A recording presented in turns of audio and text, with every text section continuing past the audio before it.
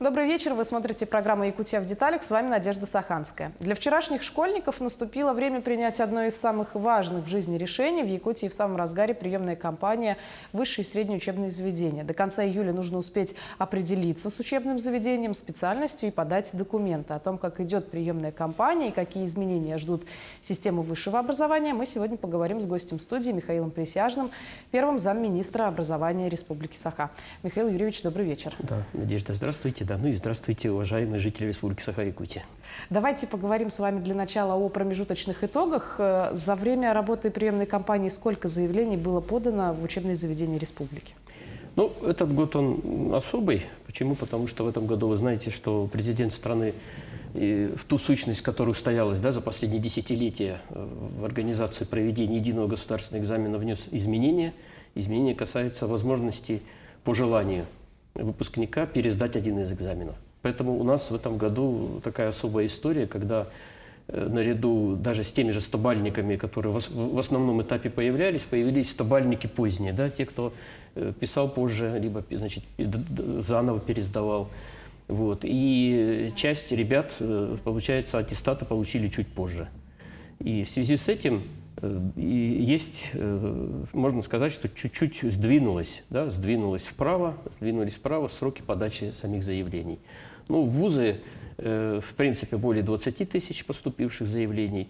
То, что касается колледжей и техникумов на территории республики, порядка 12 тысяч. Ну, мы понимаем, что вузы, да, действительно, вы правы, сроки уже подходят. То есть, во-первых, завершается 25 июля, это день, когда завершается прием экзаменов, которые вузы сами проводят, и творческие все, и те, кто сдает экзамены в вузе.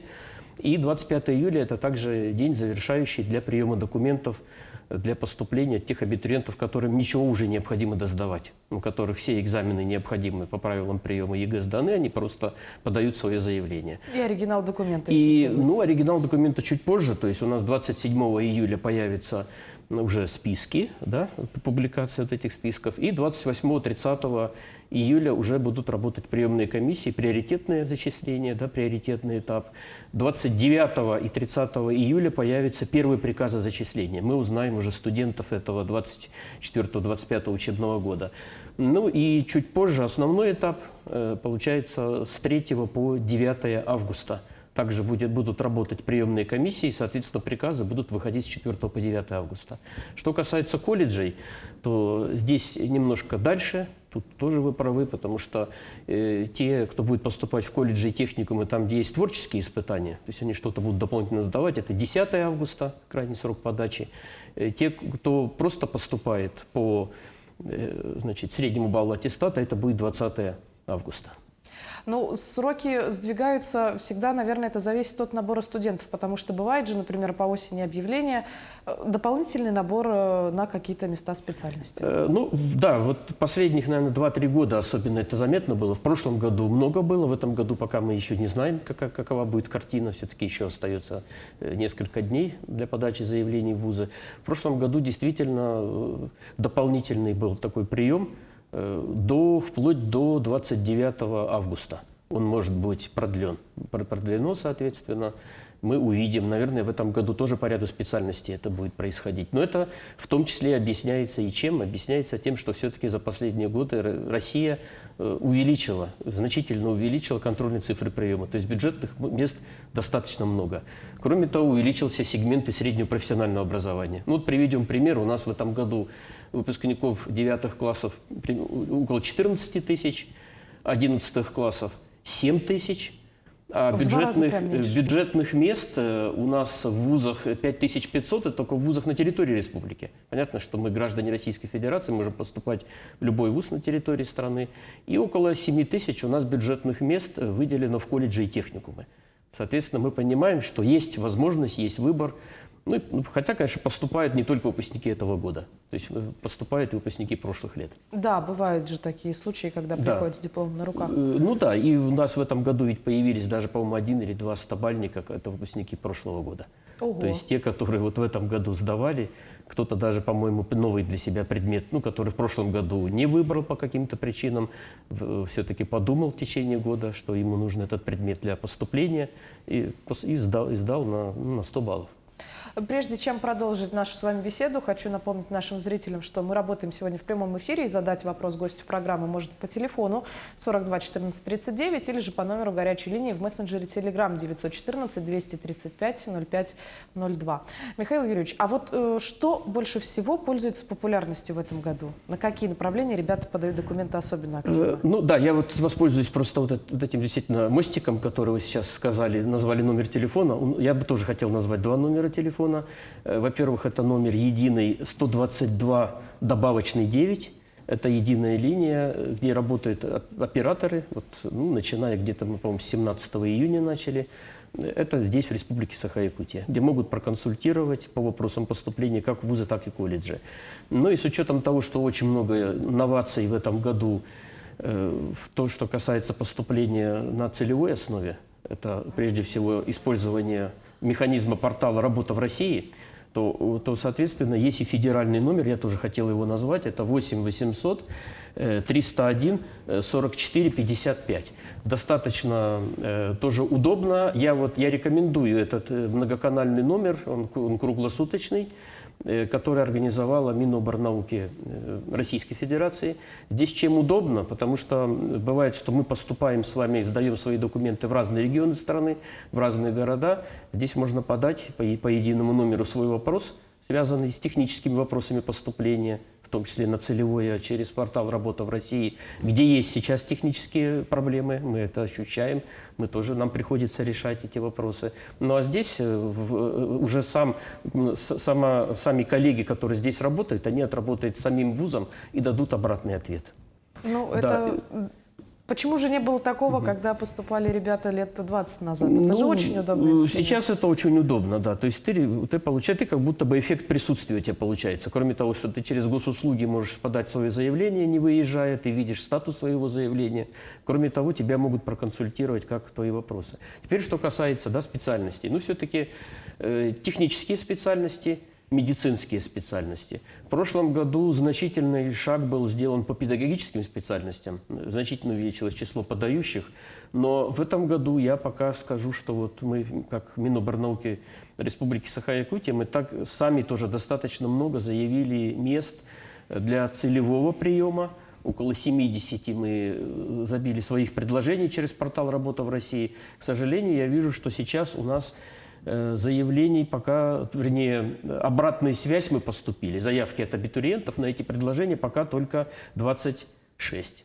Из них 13 вот на территории республики, 13 за пределами республики. То я хотел бы все-таки сказать, что действительно желающих ведь поступить на педагогические специальности меньше не стало по сравнению с прошлым годом. Просто у вас появилась возможность поступать сразу с будущим работодателем и с дополнительными мерами поддержки.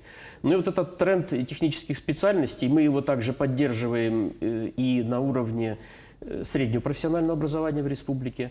Почему? Потому что из 7 тысяч бюджетных мест, которые в этом году республика определила для приема в колледжи и техникумы, 3830, то есть 57%, это инженерное дело, технологии и технические науки. Соответственно, это вот наиболее такие приоритетные. Но и мы все-таки считаем, что целый ряд направлений, он тоже популярен. То есть доля не уменьшается. Ну, например, сельское хозяйство. То есть около 6% в среднем поступает, 6% в среднем бюджетных мест выделяется. И хотелось бы, чтобы сюда ребят приходило больше, тем более, что у нас достаточно успешно работает федеральный проект «Профессионалитет». И первый кластер, который мы создали в 2022-2023 учебном году на базе сельскохозяйственного техникума, вот именно он прошел техническое перевооружение, переподготовку кадров прошел. Есть партнеры, работодатели. И вот хотелось бы, чтобы ребята туда тоже приходили. Да, почему-то, кстати, вот есть у нас АГАТУ, но как-то он все чаще остается где-то вдалеке.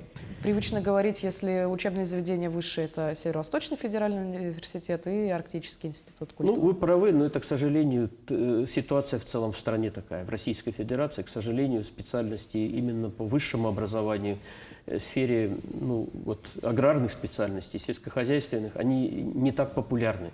Хотя страна для этого делает очень много. Ну и вот я бы здесь хотел отметить в этом году АГАТУ, что большая работа была проведена и коллективом, и Министерством сельского хозяйства республики, это подача предложений через портал «Работа в России». То есть все места, которые есть, как возможны для использования, для поступления в рамках квоты целевого приема, по всем по ним сформированы заявки.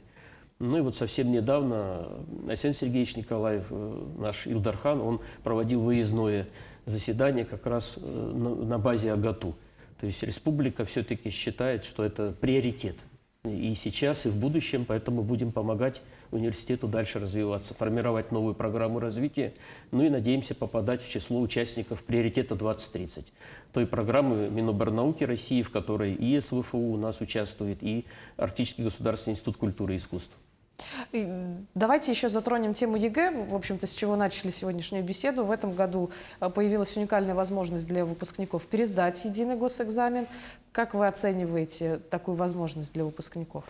Ну, в общем-то, это показало, что все мы люди, да, и вот на самом деле те, кто пересдавал в этом году, это были, как ни удивительно, ребята с высокими баллами, то есть ребята, которые посчитали, что они переволновались, чего-то им не хватило. Ну и в целом по стране, я по республике пока не могу точно сказать этих данных, да, они еще поанализируются, в целом по стране 73% пересдававших, они улучшили свои показатели. Это довольно большая цифра. Ну и в целом, вот, мне кажется, что такой шанс, он правильный. То есть президент страны, я думаю, здесь пошел правильно навстречу ребятам, которые делают свои первые шаги во взрослой жизни. Поэтому вот этот пример, он показывает, что даже такие устоявшиеся сущности, они могут со временем меняться. Подходы к ним могут меняться. Ну и, кстати, вот в этом году, буквально на прошлой неделе, глава республики ведь встречался и с самими стобальниками, ребятами, которые получили 100 баллов, и с их учителями. Уже традиционное чествование состоялось в главном зале республики нашей, соответственно. И впервые с ребятами 100-бальниками по ЕГЭ участвовали 13 выпускников среднего профессионального образования, колледжей и техникумов, которые получили по демонстрационному экзамену. Это тоже часть, 100 баллов. ну да, 100 баллов, то есть это часть уже федерального образовательного стандарта, который внедряется в СПО. Поэтому не так много на самом деле, но это действительно лучшие из лучших. Но это показывает, что у нас, наверное, какая-то сильная база, сильная школа. Просто обычно говорят, если мы не затрагиваем СПО, в Якутию присылают самые сложные варианты для экзаменов. Так ли это на самом деле? Ну, наверное, мы тоже с вами так думали, когда писали, да, свои итоговые сочинения в школе, писали варианты заданий. Но на самом деле тот, кто знает, тот, кто занимался, они показывают, что все-таки знания превозмогают все эти трудности.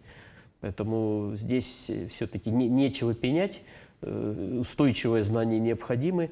Ну и мы на самом деле радуемся не только традиционным успехам наших ребят в сфере математического образования, да, ну и вот, например, в прошлом году мы были рады 100 баллам по истории у нас впервые в республике. В этом году уже целый ряд ребят были очень близки к этим показателям.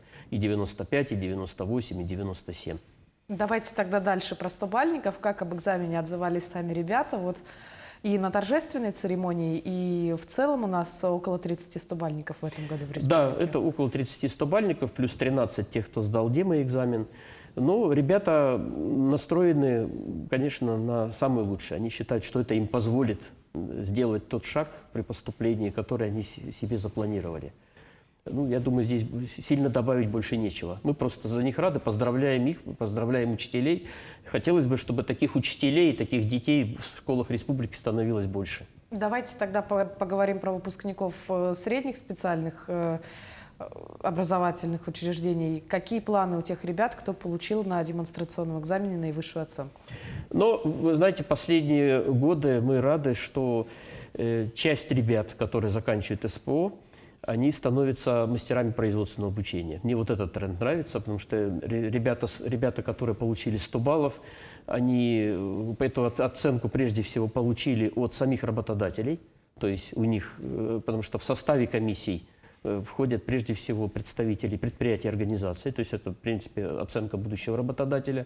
Они все получили предложение для работы, трудоустраиваются, но в то же время мы хотим, чтобы эти ребята, которые показали хорошее знание, часть из них прошли конкурсы профессионального мастерства, чтобы они в будущем продолжали связь с своими альма-матер, с колледжами и техникумами. Ну и в целом, что касается системы среднего профессионального образования, все-таки есть большой неудовлетворенный спрос у быстро развивающихся предприятий и организаций. Например? То есть, смотрите, Южная Якутия сейчас просит людей, просит молодежь. Это и компании Нерюнгринского района, это прежде всего Эльга-уголь, это Колмар, это Якут-уголь, целый ряд других предприятий, которые занимаются добычей угля. Республика увеличивает с каждым годом эти показатели серьезно. Ну и целый ряд новых производств, связанных и с железорудным производством, да, с добычей железной руды, новое совсем производство для республики. И новые предприятия, связанные с добычей золота. Это прежде всего Алданский район. К сожалению, ни в Алдане, ни в Нерюнгри не так много молодых людей, которые заканчивают школу в этих районах. Да, там есть династии, они хорошо поступают и в Алданский политех, и в Южно-Якутский технологический колледж. Но в этом году мы создали возможности так называемых сетевых программ, когда наборы ребят будут проводиться отдельных групп, в том числе и в городе Якутске. То есть первый курс они будут общеобразовательный цикл изучать на базе профессиональных образовательных организаций в городе Якутске. Ну, у нас это будет Якутский индустриально-педагогический колледж и, надеемся, все в большей степени Якутский промышленный техникум имени Героя социалистического труда Десяткина. И дальше ребята уже будут, соответственно, для производственной практики, да, для изучения дисциплин, которые уже привязаны к будущему работодателю, будут переезжать и в Алдан, и в Нерюнгри, и в Восточную Якутию, и в Западную Якутию. Поэтому целый ряд таких программ, которые именно направлены и на повышение качества подготовки, и на то, чтобы была возможность получить востребованные на рынке труда специальности. А если мы говорим о специальностях, которые связаны со сферой услуг, ведь у нас есть колледж сервиса и связи. Как там обстоят дела? Ну, вообще довольно много лет страна, и мы тоже выучились, и мы как Министерство образования, с тем, что очень сложно было сформировать такого квалифицированного заказчика для заказа подготовки по сфере индустрии гостеприимства, индустрии питания, да, сферы услуг. Да, у нас есть, конечно, лидер, это Якутский технологический техникум сервиса. Это Ольга Александровна Кокаш, директор. Они являются лидерами нашего кластера, который объединяет целый ряд учреждений. Это и Усть-Алданский техникум, Минамский техникум, многие другие. Ну и вот радует, что последние 3 года устойчиво, они у нас даже превратились лидерами наравне с промышленностью. Те программы образовательные, по которым больше всего целевых договоров заключено. То есть очень большая востребованность и поваров, и технологов, всех, кто работает в этой сфере. Визажисты. Кстати, в этом году из больших изменений в системе среднего профессионального образования мы можем назвать, что более 250 новых специальностей в этом году появилось. Причем как раз вот в этой сфере, о которой вы спросили. Например, профессия мастер перманентного макияжа, мастер наращивания ресниц. То есть даже вот такие вроде бы, да, достаточно нишевые направления подготовки, они сейчас оформлены тоже в отдельные профессии, и по ним тоже ведется подготовка, и достаточно это востребованное направление. Ну, возможно, еще изменилась и обстановка у нас в стране, потому что раньше, мне кажется, родители стращали своих детей именно тем, что плохо сдашь экзамен, пойдешь в ПТУ. А сейчас нет ничего плохого, чтобы обучиться в колледже и получить настоящую рабочую профессию, которая ничем не хуже тех, кто занимается, например, наукой. Ну, вы правы, все профессии нужны, все профессии важны, и тем более мы хотим, чтобы все-таки мы сами, жители нашей страны, работали максимальным образом, да, на всем то, что нам необходимо с вами. Ну и в среднем Российской Федерации уже порядка 62% выпускников школ, они идут учиться в колледжи и техникумы. Во вторую очередь оставшаяся часть идет в вузы. Давайте поговорим еще о приятном бонусе для студентов, которые обучаются на бюджетной основе. Это стипендия. Какие в этом году предусмотрены меры поощрения для обучающихся? Ну, больших изменений нет по сравнению с прошлым годом. То есть стипендии, конечно, те, кто поступает на бюджет, да, и за счет бюджета Российской Федерации, за счет бюджета республики, если речь идет о программах СПО, они получают стипендиальные выплаты. Скажу сразу, что важным, наверное, дополнением стипендии являются дополнительные стипендии, которые может выплачивать или республика, если речь идет о целевых договорах. У нас около 2000 ребят сейчас обучаются с договорами с республикой, с мерами поддержки по нашим отраслевым проектам целевой подготовки. Их сейчас уже 45, и вот буквально да, за последние 3-4 года целый ряд отраслей, предприятий, организаций республики, они насытились кадрами. Ну, самый хороший пример я привожу, это компания «Полярная авиалиния», это подготовка специалистов, пилотов Ми-8 в Омском авиационно-техническом колледже. Это тоже в основном целевики и наши, и целевики самой компании непосредственно, которые получали в период обучения дополнительные меры поддержки и сейчас отрабатывают.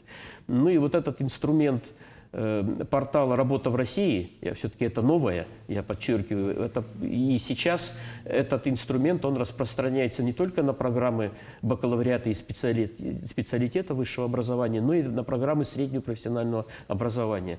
Сейчас сформировано, если я не ошибаюсь, уже под 30 тысяч таких заявок на портале значит, «Работа в России». Можно зайти и посмотреть для уже обучающихся.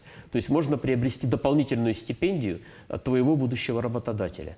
Ну, плюс ко всему, у учебных заведений еще бывают свои именные стипендии. Да, именные стипендии, ну, это, как правило, ну, например, транспортный техникум имени Брызгалова. Довольно много именных стипендий своих, которые учреждены. Вот. Но главными именными стипендиями все-таки являются в этом случае именные стипендии от работодателей. То есть крупные компании, та же железные дороги Якутии, да, там Алтан, Золото и многие другие, они также учреждают дополнительные стипендии, которые распространяются на лучших ребят. Еще один вопрос, он уже связан с общежитиями. Как распределяться места в этом году? Потому что обычно бывает, что право на получение своего жилья есть у ребят из отдаленных улусов, те, кто к нам приезжают из других регионов страны, плюс ко всему дети военнослужащих. Ну, в целом, да, только то, что касается детей военнослужащих, самих военнослужащих, участников специальной военной операции, то здесь у нас все меры поддержки имеются, и в том числе связанные с первоочередным правом на зачисление. Это есть. Они, кстати, получают у нас, члены семей военнослужащих, и дополнительную стипендию. Это то, что было решением Александра Сергеевича принято в позапрошлом году. 5888 рублей дополнительно к иным всем выплатам и стипендиям, которые сам студент зарабатывает. По общежитиям, но если по вузам, то в целом считаю, что в вузовском сегменте проблем таких сильных нет. Там, конечно, есть приоритет для ребят из арктических районов, из дальних районов, но в целом ситуация достаточно стабильная по вузам, особенно по головному вузу республики. Что касается учреждений среднего профессионального образования, то узким местом у нас является город Якутск. Все-таки мы считаем, что недостаточно пока мест в общежитиях, поэтому у нас есть проекты, которые поддерживаются руководством республики. Это и межвузовский кампус. Действительно, в 68-м квартале этот объект появится. Это поможет существенно увеличить такую подвижность, миграционную подвижность для получения образования жителям республики. Ну и второй шаг – это все-таки проект суперкампуса среднего профессионального образования, который прежде всего призван создать новые современные условия для колледжей и техникумов. Ну и плюс, я уже об этом упомянул, и для того, чтобы приблизиться к людям, мы все-таки создаем свои отделения и подготовку в районах республики. Это не только медицинские колледжи, все три, и якутский, и алданский, и нерюнгринский, которые открыли свои отделения уже там почти в 15 улусах, районах республики. Но в этом году это, например, второй год подряд будет колледж цифровых технологий «Айтын», который находится в Покровске, они в Бердигистяхе. Второй год подряд группу открывают в районе, в котором не было системы СПО. И целый ряд наших учреждений, Центр подготовки рабочих кадров «Арктика», это Намский педагогический колледж, Вилюйский профессионально-педагогический колледж, ЯПК, Якутский технологический техникум сервиса. Они открывают подготовку, например, в Анабаре, в Оленьке, в Батагае. То есть в тех районах, в которых нет учреждений профессионального образования, но где есть люди, которые хотят получить образование и подготовку. Вот мы идем таким путем. Это отличная возможность для тех, кто находится действительно далеко, хотя бы от столицы региона. Надо начинать с малого. Вот о межвузовском кампусе тоже хочется вас спросить. Это будет что-то похожее, как на острове Русском во Владивостоке или немножечко другая история? Но, видите, каждая ситуация, она уникальная, да? Хотелось бы, чтобы это была наша своя история, где действительно такое пространство, которое позволит потенциалу 3 вузов, это и Северо-Восточный федеральный университет, это АГАТУ, это Арктический государственный институт культуры и искусств, создать новые лаборатории, новые образовательные программы, новые специальности, которых пока еще нет в республике. Задача такая стоит. И в 68-м квартале действительно такая появится научно-образовательная среда. Это не только новые общежития, это не только новые помещения, новое оборудование, но это и новая среда для общения. То есть это наша молодежь, те люди, которым дальше строить будущее республики, строить будущее Российской Федерации. Поэтому проект, он амбициозный, проект входит, это является частью национальных проектов. Здесь это конкурсный отбор. Объявлять конкурс будет Министерство науки и высшего образования Российской Федерации. И надеемся, что так же, как было, например, в сфере науки и высшего образования и приоритет 2032 вуза, о которых я уже упомянул, и научно-образовательный центр мирового уровня, где мы попали в число 15 регионов отобранных, надеемся, что мы этот конкурс пройдем. Это такой большой амбициозный проект. Без него, как вот коллеги некоторые считают, сложно будет ожидать дальше устойчивого развития. Ну, я думаю, что заявку нашу рассмотрят. Еще об одном обновлении хочется спросить вас. С сентября будущего года появится новая система высшего образования. В чем ее суть? Дело в том, что в прошлом году мы с вами услышали тезис на федеральном уровне о том, что Россия будет уходить от болонской системы. Но уходить – это не значит убегать. Дело в том, что программы бакалавриата, мы с вами видим, магистратуры, они остаются. Просто их место, их продолжительность в структуре подготовки, они теперь будут более понятны. Почему? Потому что целый ряд программ, прежде всего технические специальности, они вернутся к формату специалитета. То есть это 5-летние, 6-летние, где-то даже 6,5 лет подготовки. Это то, что действительно инженера готовить нужно долго. Мы с вами знаем, что 6-летние программы подготовки медиков, они так и не менялись. То есть болонскую систему мы переходили, но медицинская система медицинского образования, она осталась отечественная. И многие страны мира ее придерживаются. Поэтому вот эта часть будет изменений. Дальше, конечно, существенным, наверное, изменением стало переход от магистратуру. Кто сможет поступать в магистратуру? Это 2-летняя подготовка специализированная, которая будет иметь тоже 2 вектора своих. Магистратура прикладная, привязанная, да, к будущему месту работы в большинстве отраслей народного хозяйства, и такая магистратура больше исследовательская. Аналогично будет распространяться такой же подход и на аспирантуру. Соответственно, вот это, наверное, самые серьезные изменения. Ну и плюс, я уже упомянул сегодня о профессионалитете. Это федеральный проект, который реализуется для колледжей и техникумов Российской Федерации.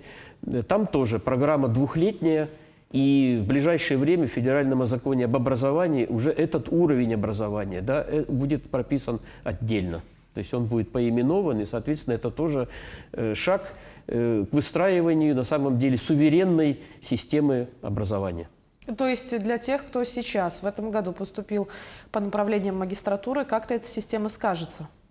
Или все-таки... Нет, но они же поступают на определенный стандарт, на определенную программу. Здесь ни изменений не будет. Кроме того, не нужно беспокоиться и всем тех, кто раньше заканчивал. Да? И, например, получал диплом бакалавра. У них такой же статус, он признан. Они находятся в единой базе данных специалистов. И здесь им не надо беспокоиться. Михаил Юрьевич, если говорить лично о вас, у вас появится возможность пройти обучение в магистратуре. Какого направления вы бы придержались? Профессионального или все-таки исследовательского? Я, хотя я, конечно, доктор наук, да, но интересно, если появится очень интересная программа исследовательская, почему бы нет? Потому что действительно мы живем сейчас в периоде десятилетия науки и технологий в Российской Федерации. Очень много нового появляется, и в том числе в методике, да, в исследовании, например, рынков. Вот мне было бы интересно пройти подготовку по исследованию, например, рынков образования. Как это связано с рынком труда. Такая магистратура была бы, наверное, очень полезной и для меня, и, может быть, ее результаты можно было бы внедрить в практической деятельности. Это звучит очень интересно. Ну и, пользуясь случаем, может быть, у вас есть какое-то напутственное слово для абитуриентов и выпускников? Но напутственное слово абитуриентам, что все-таки это вы поступаете в вуз и в колледж. Не ваши родители, не ваши родственники, не ваши там старшие братья и сестры. Те, кто учился раньше, действительно, многих специальностей, по которым они получали свою подготовку, их сейчас либо нет, либо они существенно изменились. Появилось очень много новых специальностей и направлений подготовки. Поэтому делайте свой выбор, исходя из своих наклонностей, исходя из своих интересов. И все-таки учитывайте свои возможности, потому что, чтобы не было разочарований. Поэтому сейчас остается всего несколько дней для того, чтобы действительно выбрать и дальше проставить правильную галочку там, где вы укажете свой оригинал своего документа. Это позволит вам поступить. Вот этот шаг последний не забывайте. Ну и желаю удачи, успеха. Страна вас ждет. Действительно много новых программ, много новых дел, которые необходимо реализовывать. Большое спасибо, что нашли время и пришли к нам сегодня в студию. Я думаю, что многие выпускники сделают сегодня для себя какие-то выводы и примут окончательное решение. Спасибо. Надеемся на это. Всего хорошего. Спасибо. Ну а на этом выпуск программы «Якутия в деталях» подошел к концу. С вами была Надежда Саханская. Смотрите нас по будням в 19:15. Расскажем обо всем в деталях.